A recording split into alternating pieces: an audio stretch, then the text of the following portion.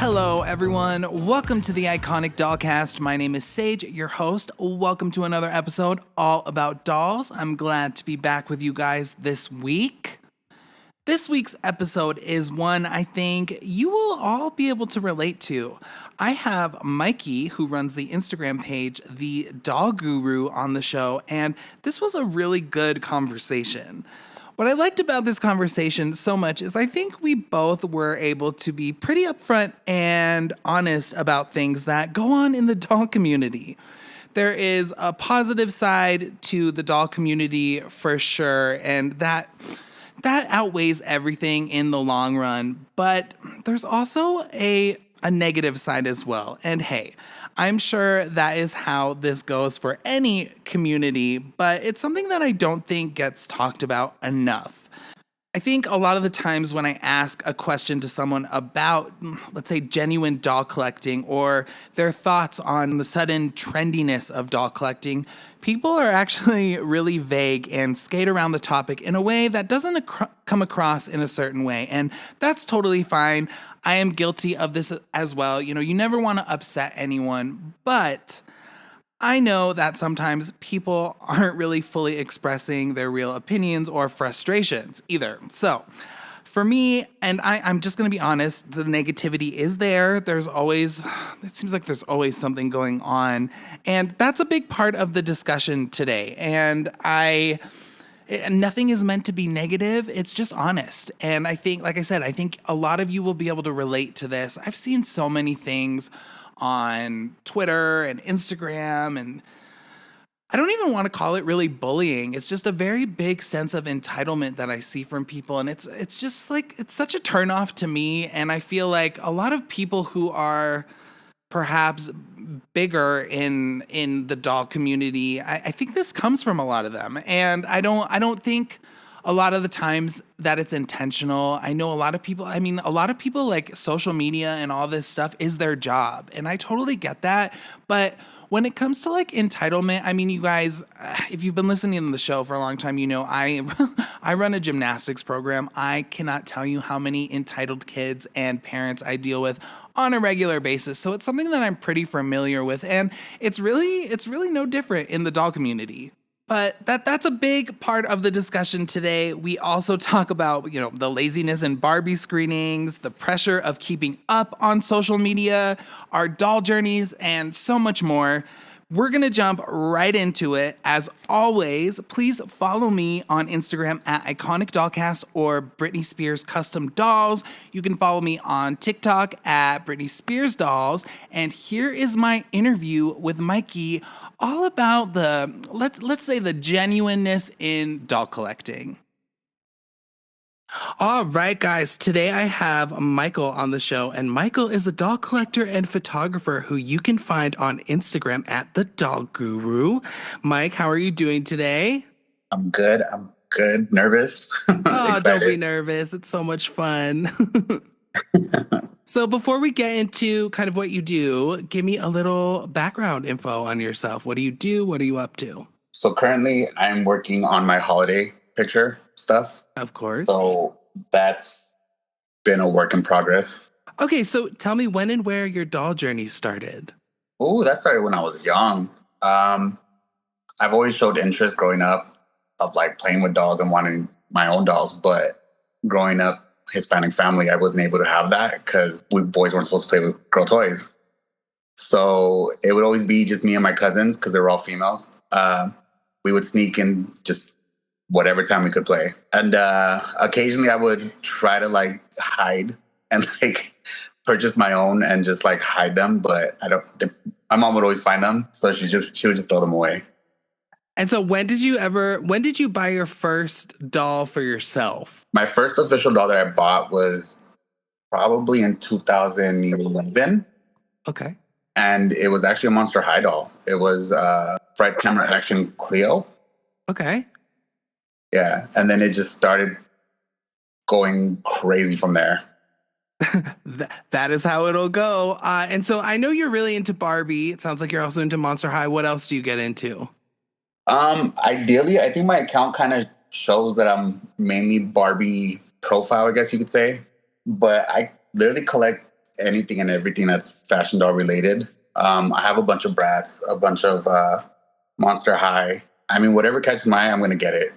Okay, cool. Love that. Yeah, so I would put myself kind of in the same boat. I really like Barbie, but I don't just stick strictly to Barbie. You know what I mean? I have a little bit of Bratz. I have a little bit of Rainbow High. I have a lot of Britney, Spice Yeah. Girls, all that fun stuff. So I think it's so interesting to meet collectors who are just focused on one specific thing. I think it's really cool, but just for me, I think I would get so bored with that. So I try to keep my collection pretty diverse as possible. I love American Girl. It is what it is. Whatever. Do you remember the first Barbie you ever had? The first one was, it was probably like one of the holiday playline ones. Those budget dolls. Yeah. I don't remember which one it was, but I think it was for Valentine's Day or something like that. And I kind of played with her for a while, and that was like even before I started rerouting or styling doll hair. My idea of rerouting at the time was shaving her bald and just buying tracks of hair and gluing it Oh. onto her head, but not as pleasant as what I have now. Right. Oh, so you get into rerouting too. One of my favorite things. I'm just kidding. I feel like I'm always rerouting Britney doll hair, and so at some point it's just like, oh my gosh, how much of this am I gonna do? But I mean, I'm sure you can agree. Like rerouting is such a process, a learning curve process where it's like, I think when I first started rerouting, it was like, is this really worth it? Because this shit took me like 4 days. But now I'm getting them done in like an hour. It's like crazy. You know what? From the start, I just found it very soothing, oddly as it is. I just turn on TV and just start rooting, and I just get stuck. Like now I'll finish like straight hair ones. I'll finish them within like 40 an hour, Super quick. Yeah. super quick. It's just, But are always asking me, like, well, what? Like, this is so frustrating. And I'm like, you know what? It's just practice. Like, honestly. And it's not like it's hard, right? It's just like a yeah, lot to do. And time consuming. you have to learn a lot of tricks and stuff for it, and less is more is what, I've learned. And I agree. Sometimes I'll just like pick a podcast or like an audiobook or whatever, and I'll set a timer and I'm like, okay, this is how long you have to get this done. And that's my goal. And yeah, so I try to get through them pretty quickly, but it was not an easy process to learn. As easy as it looks, it's like you have to be pretty careful with them, especially when you're like, taking out all the original hair and all that stuff. You got to be so careful, otherwise you can split the heads open. You got to make sure you're using the right needle, all that fun stuff. Yeah, When you reroute, do you do the knot way, or do you do the other way? I'm so lazy about it. I just plug them in. Me too. There's the knot method It's is so faster. irrelevant. Yeah, it's a lot faster. I'm not going to sit there and knot every one of them. I give people props who like could sit there and knot them and just individually plug them. I'd rather just plug them in real quick. I just feel like it's so pointless because you get the exact same outcome. You do. I mean, I didn't realize this until my best friend was the one that told me. He was pretty much saying that like when they do the knot method, you don't really need to use that much glue. So the heads are a lot softer still compared to if you just plug them and you're kind of just letting them dry with glue. It kind of hardens the head. Oh yeah, totally. And you know what? Also, like I feel, especially with like custom dolls that I'm making for myself, like I don't even bother with gluing because I feel like once you boil the head anyway, it kind of closes up those holes, so it's like not totally necessary. Obviously, I always tell people if they're buying a custom doll, like I'll glue the inside, but I'm like, obviously don't play with her hair that much. Like it's not really it's not really meant for that. But yeah, I find sometimes the glue can get a little tricky. I've had some really bad experiences with glue. I mean, as everyone going through like doll customizing, you have to learn. I remember one time I used some kind of glue that like I didn't realize expanded, and everything looked great. Yeah. And then I let the doll dry overnight, and I woke up the next morning and her head had split open and it was huge. It was crazy. What kind of glue was that? I literally, this was like when I was for like 6 years ago. I cannot even remember. And I've also had incidents where like I'm squeezing the glue in and the cap has popped off and it's just ruined everything. And I'm dead. yeah, worse. So, as someone who collects dolls and has, a doll social media presence, have you ever encountered any misconceptions or stereotypes about doll collecting, and how do you respond to that? I actually haven't just because I keep to my, as bad as this sounds and as lonely as this sounds, I kind of keep my collecting to like my just private. I don't really like, Okay. oh hey, I collect dolls, or hey this, like it's not my first introduction, so I haven't really experienced it. I'm sure if I did, I'm not gonna lie, I'm a hothead, so I'd probably react in not the best pleasant way that someone should. But thankfully, I haven't had any of those type of issues. Oh, that's great. I mean, do you have like in where you live, do you have like a designated area where you keep your dolls? So I'm like the worst collector ever because I don't really have a specific place or how like I can see your background, how you have them nicely displayed and just organized and whatnot. I don't. I have one big ass box under my bed, and that's where most of them go. I have one shelf, which not all of them get up there. It's just like I have like four or five depending on if I'm styling something. But I mean, the only ones that I actually do take care of are probably ones that are already styled. Okay. Yeah. Very, very cool. No, I get that. I mean, I only recently just got this. I had a roommate for so long. And so when he moved out, I finally was like, oh my God, yes. But they used to all be like stuffed in my closet just because I had nowhere else to put them. So I totally understand that. I would love a room. It is really nice. I can't lie. Like it's been a big relief for me because it's like, oh, okay, I know where everything's at now, and I've been able to kind of reorganize things in ways that, until I got it to a point where I really liked the layout of everything, and that is always really fun. So it has been nice to I have a little I space. But can imagine. I also have toys and dolls all over my house as well. When you are looking for Barbies or dolls to collect or to put into your collection or to restore and reroute, what do you look for? As of now, it's a lot. It has to do with the screening. Um, I have to really, really, really like the screening just because I feel like anybody, I've gotten to the point where I don't want FOMO hitting, so I'll just grab what I can. And I mean, with that stacking up, it gets overwhelming. So I want to limit myself to like what I'm collecting and like what I'm going to do with it. Cause I mean, realistic collection doesn't stay as it is. A lot of it gets customized. So it just has to fit within whatever style my account's going at. Okay, So it's that makes just sense. honestly just the face. And I assume, I mean, you must have known. I mean, the screening issue with Barbie right now is getting pretty intense, where it's like, oh my God, like this doll's eyes are not centered at all. And I think that's so interesting because you'd think they'd have like a quality control operator or something at Mattel. And I don't know if they do, but if they do, there's a lot getting put out that perhaps shouldn't have been, because as someone who's collected dolls my whole life, only up until recently was have I gotten to the point where it's like if I'm going to like Target or Walmart to get a doll, I really have to look Yeah. through them to make sure I'm getting one that looks nice, because I mean even the holiday Barbies sometimes are off, and it's just like I get it that like mistakes like that happen, but this is very consistent, and it's very like Yeah. I truly don't understand it sometimes, like why that is even able to happen. I mean, those type of things definitely make it harder for me to agree on purchasing a doll just because, I mean, especially if the doll's marked at like a high price. Why am I going to spend all that money for something that I'm not going to get that's, perfect? Oh, And totally. yeah, and just the fact that like trying to get that resolved and whatnot, it's not always the best. Sometimes you get worse than what you've already started with. I think for me, I need to like purchase my doll in store where I could actually see it rather than ordering online because online could be scary.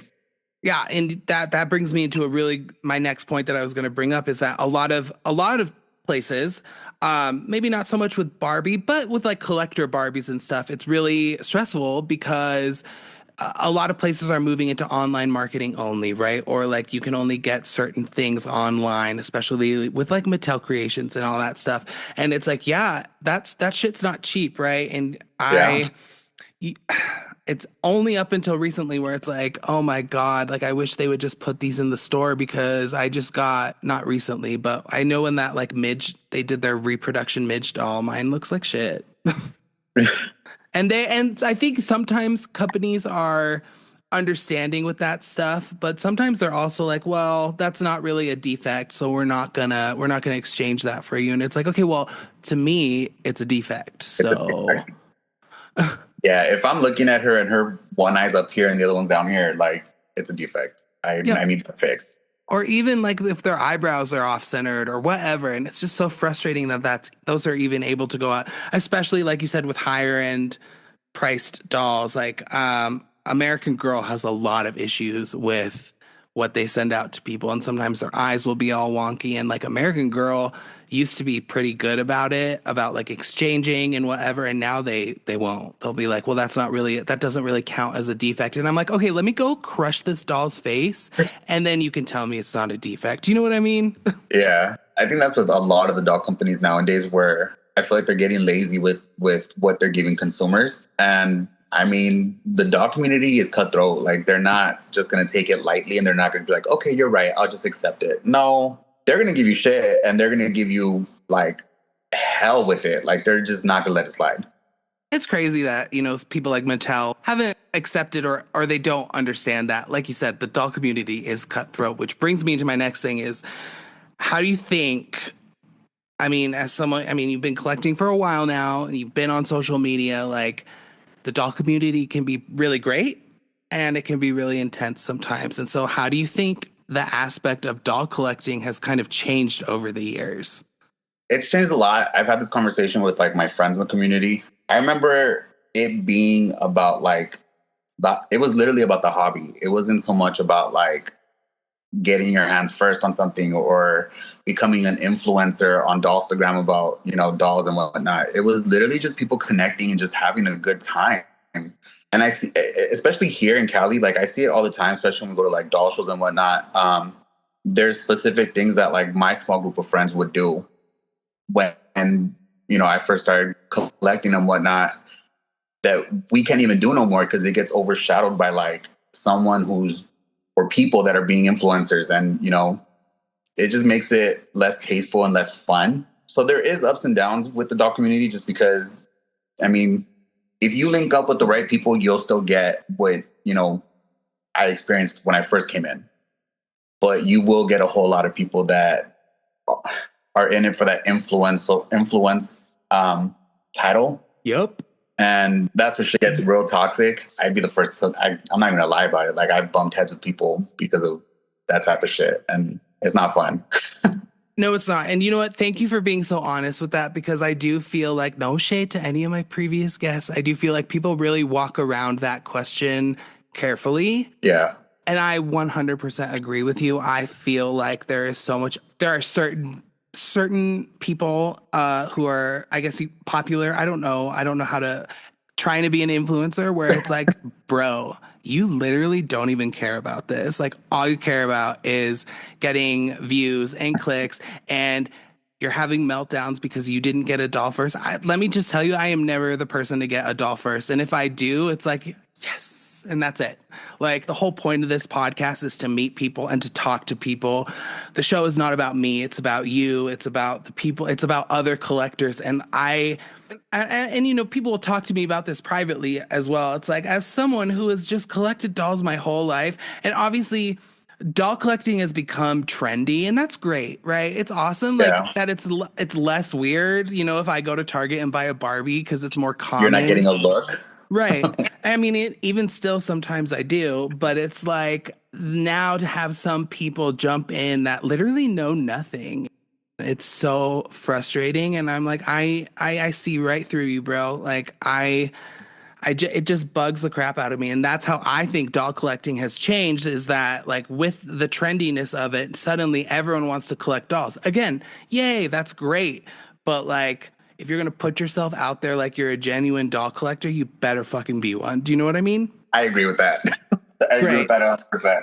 Great. So that's just how I feel like things have changed. And obviously we're on the same page with that. And it's not to be shady. It's just honest. It's like I talk to so many people, and it's like I can spot the real ones from the fake ones. You know what I mean? I'm very big with like, I get what you're saying, because I'm very big like, I'll give people the benefit of the doubt in the community, especially when it comes to like meetups or doll shows or whatever it is.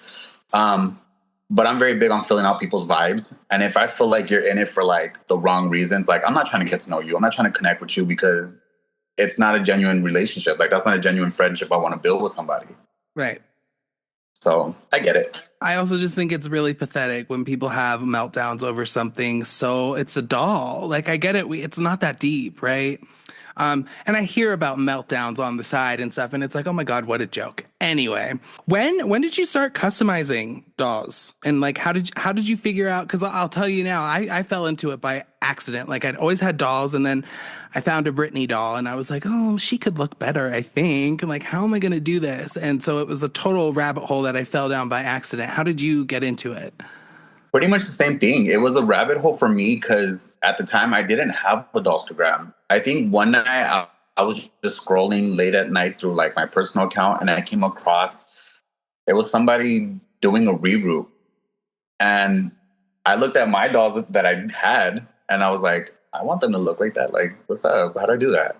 So then that's where the rabbit hole kicked in and I just started coming across different accounts and just whatnot. And then it just took off from there. And I just started very simple, just with reroutes, straight hair reroutes, just like many people. I did the long straight reroutes. And then from there, I wanted to get into pretty much repainting or whatever I could just to make my doll different. And at the time I was actually using like makeup, I think, to do like eyeshadow and whatnot. And it just kickstarted from there. It's like so crazy. I tell people this all the time. It's like I can't imagine how how different my doll collection would be if I knew when I was little, like all the dolls that I had gotten rid of because they were like their hair was totally busted or whatever. And I'm like, if I only would have known when I was like 13 years old that I could have made all those Barbies look brand new again. Like what a bummer, right? And it's just like incredible what you can learn on the internet. And that's kind of like you said, you start looking into it. And I started with reroots as well, and then learned I could style the hair. And then I learned, well, I can make a top. I can make some leotard for Britney Spears to wear, and that's just how it all kind of took off. So I think a lot of people have that in common when it comes to doll customizing, is that you just kind of stumble across it by accident, not really knowing all the amazing thing. I mean, all you need with a Barbie is her head. Like you can replace literally anything else, and that's like crazy to me. And most people don't know that. I mean, a lot of my Grail dolls came from like thrift shops, which the little kids just threw them in there because they couldn't fix it. So a lot of my girls came from there, and I just fixed them up. That's what I love. I mean, I have to go to thrift stores constantly. I'm always there trying to get parts and stuff. And it's like, it's really amazing. Also, it's really amazing what you can find in great condition in thrift stores. People are always like, where do you get all the Britney dolls? And I'm like, I literally dig through buckets and like, we'll find them or whatever. And it's like really incredible what you can find. When did you start like the whole social media thing? So the social media happened about 4 years ago, 5 years ago, no longer. It's been a while. I don't remember exact date, but I remember it was around that time that I went scrolling through my personal account and I came across stuff. I think I made one like a month after that. And then that's when I started doing like photos and whatnot. They weren't the best photos, but I was proud of them at the time. Oh, relatable. I mean, I actually do have my first Britney Spears custom doll. She's somewhere in here. She's absolute shit. And that's fine because it's a learning process. But also with rerouting, my very first reroute was on one of those really old Cher dolls. Do you know what I'm talking about? The ones with like the weird wrist articulations. Yeah.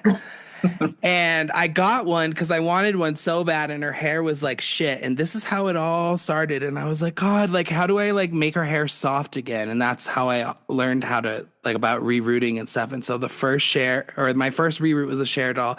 I was just looking at her the other day, and I'm like, shit, like this is horrible. This is so bad. But I love her so much because she was the first one. And same with my very first Britney custom doll. And it's like, I relate to that too. It's like but it's cool to watch how you've grown. You know what I mean? Yeah. And so I'll look at like, a Britney, like a Slave for You custom doll that I did like 6 or 7 years ago and compare her to like my most recent one. And it's like, okay, I've come so far. This is great. I come far. Yeah. And so that's a nice feeling. I mean, social media can be pretty crazy. What are some of the ups and downs you've experienced with that? I feel like whatever bad experience I've had with Instagram, not my proudest moments, but I mean, they've been pretty public on Instagram. A lot of it was just pretty much like, I mean, like I said, the reason why I am very big on checking people's vibes now is just I clashed with people that at the time I thought were friends, but they weren't. It was just they wanted something from me, or they just, kind of like a level up type shit. Yep. But I mean, at the same time, I've met some really great people that just became like really great friends. So those would be the ups and downs that I see with like Dollstagram. Yeah, and I always try to remind myself that it's like, okay, like sometimes shit can get a little wild over there, but like at the end of the day, I'm still doing something that I really enjoy, and it's not like I'm gonna stop doing something I love just because someone said, well, your dolls look like shit. And it's like, okay, well, I think you're a bot account, so I guess it's all right. But I always try to remind myself that aside from drama and stuff, like I'm still here because I love it and I always will. And it does get difficult though. And like for the most part with drama and shit, I see it go down with people all the time. And I try to steer clear of it just because I do, I have to, I have a business to run, whatever. But I have seen some people just go absolutely batshit on people. And it's just like, oh my God, like this is crazy. I feel fortunate that I've pretty much been able to steer clear of any toxicity because I do feel like it always comes down to people who do similar things and then they think they want to be better than someone. And it's just like, we're all here for the same reason. Like, as long as you're putting a unique twist on what you do, like you should always feel confident and great about what you're doing. It's when people start to copy you and start to talk shit about you because they're jealous. That's where things get really crazy in the doll world in a way that you would not expect, I feel. I agree. And I feel like the doll world could be so fucking toxic because you'll come across that a lot. Oh, yeah. And especially So because much. a lot of people are, like I said, uniqueness is key with what you're doing in social media doll world because there's a million Barbie accounts out there that take photos of Barbies. And I think if you are able to figure out a way to put a unique twist on that, like you're solid gold. Like that's what separates people from, because I mean, I'm not kidding. I mean, there's a millions of Barbie photography accounts, and I think something that drove me to you was like, well, this looks unique, and this looks different, and not in a bad way, obviously.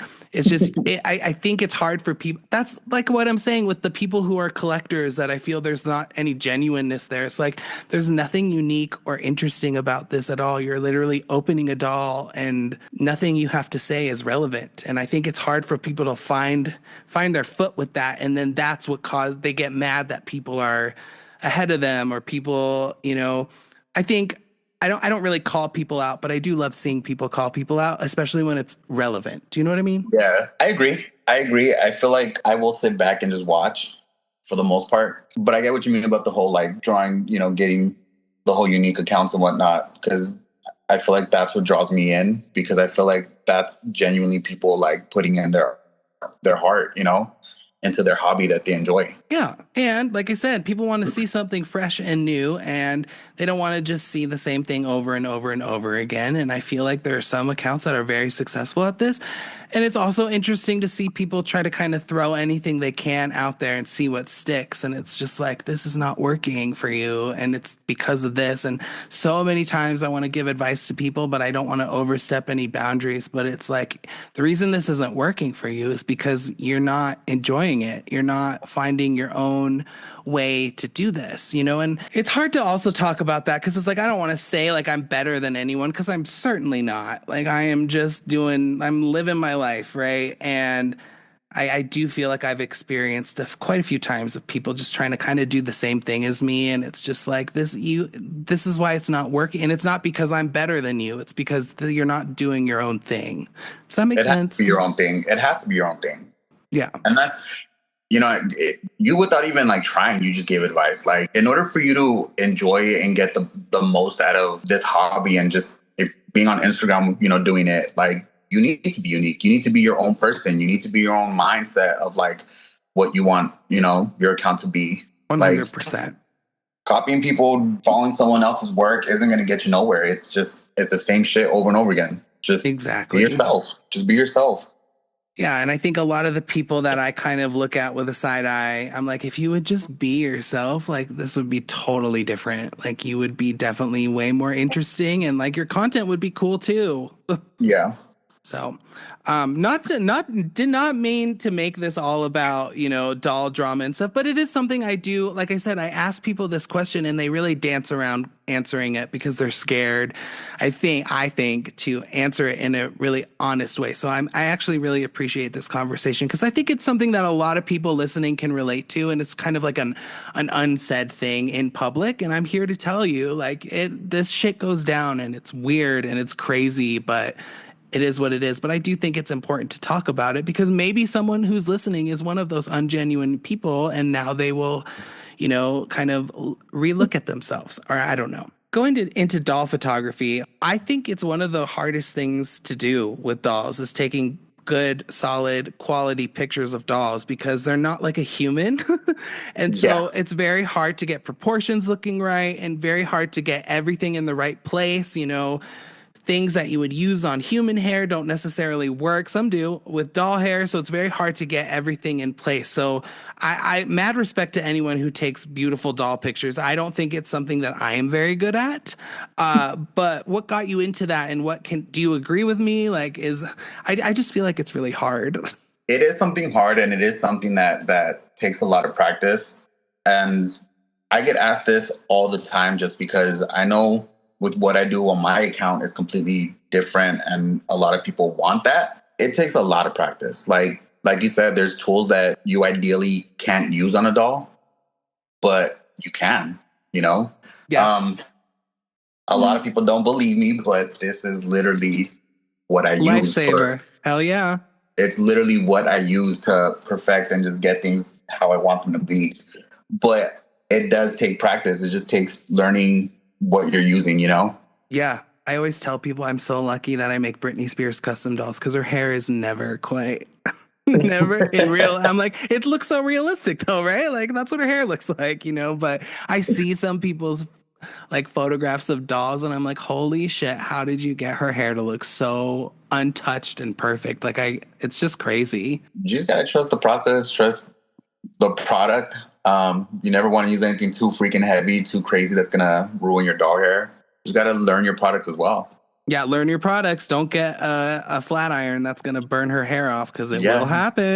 it happens. Trust me. Till this day, I still burn them. So, But yeah, I just think doll photography is such an art. And like, I love like the coffee table Barbie books just to look at them, just because it's like, God, like my Barbie never looked this good. It's just like so cool, and it's difficult. It's really, really difficult. yeah, it is difficult. I am practicing to get them that perfect just because now I'm kind of anal about how they look at this point. I mean, I can't tell you how many times I said this in my episode with Giovanni, where it's like, oh my God, I got such a perfect shot of this doll, and then realize there's like the tiniest little piece of hair running across her face. And then I am like, I can't do this. I have to start all over. Like, it's so frustrating. You know what? I'm the same way because if that happens to me, you guys won't see that picture. That was just not exactly. archive Yep. it. Nope. Forget. Yep. Sometimes it'll even like, or like when I make one and it looks really great, but then I take a picture of it and I'm like, ugh. I'm like, well, guess I'm starting all over on this one. Like I get pretty picky about that as well. I mean, we're talking a lot about social media. So like what is some advice you would give to someone who is just starting out in the doll world of social media? I guess we kind of talked about like uniqueness and stuff, but like what if someone was like, how do I start this? What would your advice be?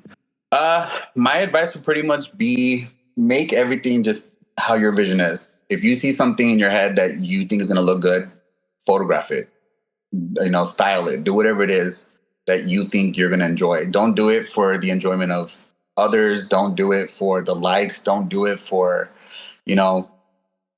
that attention. Just do the account for yourself. If you really want to start, Dollstagram, don't take it too serious. Like, don't take it too serious. Just have fun with it. Just have fun with it and put yourself into it, because I think people like content where it's like you can tell someone really loves what they're doing by their content. And I think that's what brings in followers. And that is what makes you able to share your work with the world. And it's so important to be genuine and authentic, and you're not authentic if you're not having fun. That's how I Yeah, feel. It's like there should be no stress here. Like, I do understand if you're taking pictures of a doll you're really proud of and you can't get that great shot, but in all other aspects, it's like you just have fun with it because people can see that. Like, there's always talk about like facades on social media, but I do really think you can see through that when someone is truly doing what they love. You know what I mean? definitely. Yes. Mikey, do you have a favorite doll of all time? I do. So it's the Golden Blondes Barbie. Okay. Um, I have her on display. I should have brought her down. She's been my anything with the Laura sculpt. I eat it up. It's been one of my favorites since I've started. But as of recent, I mean, you guys have seen her more than once. It's her. Okay, she looks like Pam Anderson. She's definitely going for Pam Anderson. Okay. That's definitely the vibe. Like total. And like so we're looking at what's her name? Odile. Is that the face mold? Is that how you say Yeah, it? yeah. So I think we're in a time where Barbie's about to become her. I think they're gonna slowly transition Millie out, and like that's what we're gonna start seeing more of, which I am totally cool with. But she's definitely like very, very Pam Anderson, like blonde bombshell in a way. Like Millie is so plain, and there's a place for Millie. Like I don't hate her. I think she's very diverse. You can do a lot of stuff with her, but we're bringing in this new girl, and she's hot. She's spicy. She's definitely. They did a good job with her. I'm not gonna lie. They did a really good job with her. Yeah, it's a But great face. I will say, I think I will fall less in love with her if she does become new Barbie, just because You're gonna see her always. everywhere. Yeah, I just have noticed they've been like they kind of brought her out, and then she was pretty like not used very much, and now little by little it seems like they're just trying to test the waters and see. And I think we're getting to a point where Millie is on her way out. I mean, she's been Barbie for A long a time. long time, and I'm surprised they wouldn't just try to come up with something new. Also, not You know what? I surprised. feel like Millie does have potential, though. She does. She's very I diverse. feel I tell like, people this all the time. Millie is very diverse. She can have no makeup on and look like a regular average girl, but you can also style her up and she looks good. yeah, I've seen. I don't remember the name of the account, but there's an account on here that they do custom Millies, and I'm like, damn, Mattel, what are you guys doing? Who knows? Well, Michael, thank you so much for being on the show. Please tell everyone where they can find you on Instagram or TikTok, or where, well, I guess we're not going to have TikTok apparently by the time this comes out. I don't know. Where can people find you on the internet so they can see all your amazing work? Well, as of right now, I only have Instagram, and that would be the Doll Guru, and then my personal account. But we're here for the doll account. Of course we are. Well, great. Thank you so much for being on the show, and we'll keep in touch. Thank you, thank you. Oh man, that was such a great and real conversation. Thank you, Mikey, so much for coming on the show and having such a good chat with me. I loved it. Again, guys, I know we talked a lot about the negativity in the doll community, and it's not meant to piss anyone off. It's just meant to be discussed because it's there, And as I said before, the positivity of the doll community kind of outweighs the negativity. But I mean, this is a podcast where we're discussing the doll world, so I felt it necessary to discuss. And I'm so happy that I had Mikey on the show to talk about it because Mikey was so real and honest, and I just loved it. So thank you, Mikey. Next week, guys, is all about mermaid dolls.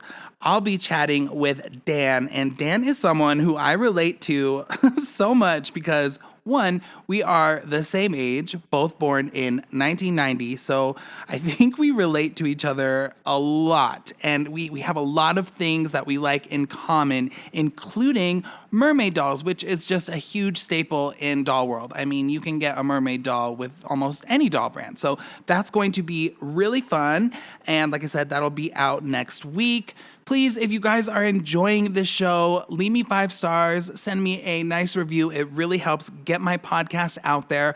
Follow me on all the social media things, and I will talk with you guys next time.